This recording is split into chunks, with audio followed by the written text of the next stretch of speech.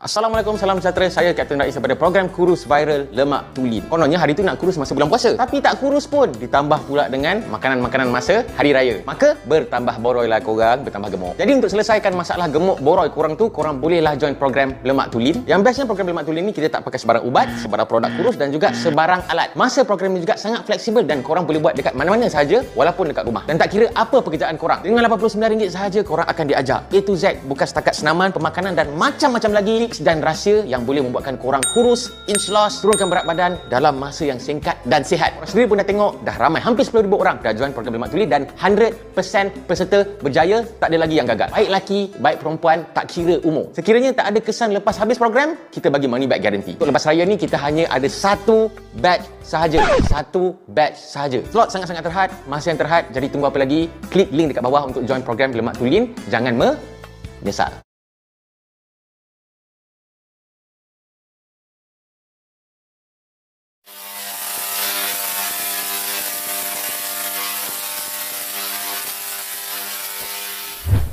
Assalamualaikum, salam sejahtera. Hoi, apa hal korang? Selamat kembali ke dalam channel YouTube Rais Hamid Arish TV dan masih lagi bersama dengan YouTuber kegemaran rakyat Malaysia, Indonesia, Brunei, Singapura, Selatan, Thailand dan juga Filipina, Rais Hamid. Apa hal korang? Check it out now. Ya, berbelu, let's go. Come on, jom. Bismillahirrahmanirrahim. Allahumma salli ala Muhammad wa ala ali Muhammad. Tekan butang subscribe sekarang. Hari ni aku nak buat video yang tak panjang. Kalau korang perasan lah, baru-baru ni semalam ke macam tu, adalah banyak page-page viral jugalah. Ada satu posting ni, dia tunjuk ada gambar sekumpulan orang-orang tua tengah main skateboard dekat KL macam tu lah. Dan gambar ini katanya milik ada seorang ni, orang Islam lah, yang bernama Azlan Ibrahim. Dan feedback daripada gambar-gambar yang di-sharekan itu, ramailah macam kagum, macam fuh, nampak real, wow, AI lah apa semualah. Oh, by the way, gambar ni di-generate oleh AI ataupun Artificial Intelligence. Okay, macam ni. Aku straightforward je lah. Korang tahu tak, benda ni hukum dia haram sebab dia lebih kurang macam seorang pelukis yang melukis gambar manusia lah. Cumanya pada zaman sekarang ni dia artificial intelligence lah, AI lah, tapi pada tahap sekarang ni dia belum lagi sampai tahap yang AI ada otak sendiri, tiba-tiba dia kerik, dia buat. Tak ada.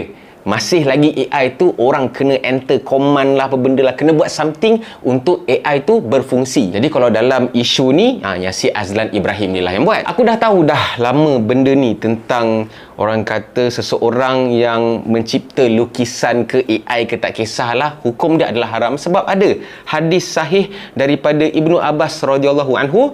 Saya mendengar Rasulullah SAW bersabda, siapa yang membuat satu gambar di dunia, dia akan diazab, yang ni disuruh untuk meniupkan roh pada gambar itu dan ia bukan peniupnya, tidak akan mampu meniup roh itu untuk menghidupkan gambar tersebut. Dan ada juga hadis-hadis lain, contohnya daripada Ibnu Abbas radhiyallahu anhu dan sebagainya lah, yang menerangkan pasal pelukis yang mencipta gambar manusia ni lah. Mungkin korang akan cakap, alah, benda tu Google, hadis tu mungkin boleh jadi hadis yang tak sahih dan sebagainya.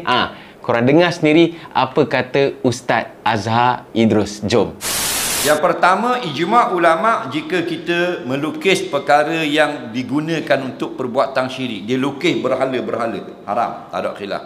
Yang kedua, dia melukis perkara yang dilarang lihat, iaitu perempuan, aurat dan sebagainya. Itu haram, ijma' ulama'. Adapun melukis gambar orang, gambar orang yang bukan untuk disembah, gambar orang, gambar Perdana Menteri, gambar raja dan sebagainya, maka jumhur ulama mengatakan haram. Maknanya siap satu orang yang sekira-kira ditiupkan roh, dia hidup. Yang khilaf ini bila terpotong, kepala saja, kat dada saja, yang sekira-kira kalau diberikan roh tak hidup orang lagu tu. Adakah semuanya haram? Ketika perlu dibolehkan.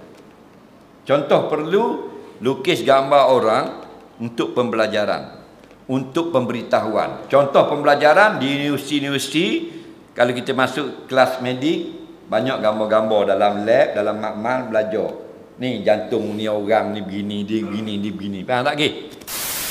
Apa yang aku faham lah daripada ilmu aku yang cetek ni kan, bila kau lukis gambar manusia ataupun kau buat AI apa semua, of course kau nak lukis yang kalau boleh nak samalah dengan manusia yang Allah buat ni. Dia dah jadi macam seolah-olah macam kau nak cabar kuasa Allah tu. Oh, Allah boleh buat manusia, aku boleh lukis sebiji macam yang Allah lebih kurang macam itulah. Itu kefahaman aku. Sebab itulah hadis tadi bagi tahu bila dekat akhirat nanti dia akan diazab, dia disuruh untuk tiup benda ataupun gambar yang dicipta tu sampai dia bernyawa lah, which is memang dia tak boleh bernyawa lah. Pada aku benda ni bukan sesuatu yang korang boleh banggakan, seronok, kagum, wow AI real dan sebagainya lah. Benda ni sepatutnya korang perlu takut sebab ni dah akhir zaman. Kau tengoklah kepandaian AI ni punya boleh buat gambar tu jadi real dan sebagainya dan di-generate oleh manusia sendiri. Dan kita takut jugalah bukan sekadar benda ni seolah-olah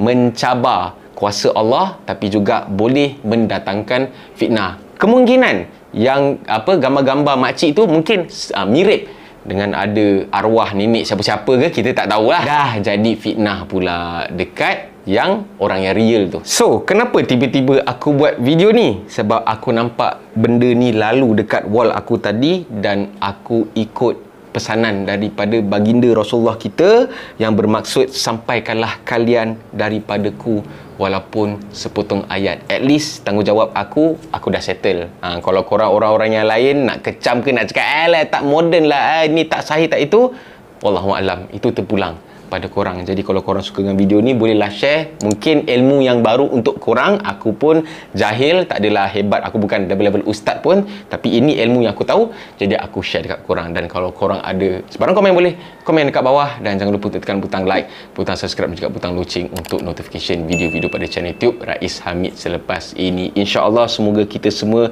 dikurniakan taufik dan hidayah dan kita berhati-hatilah akhir zaman ni kan.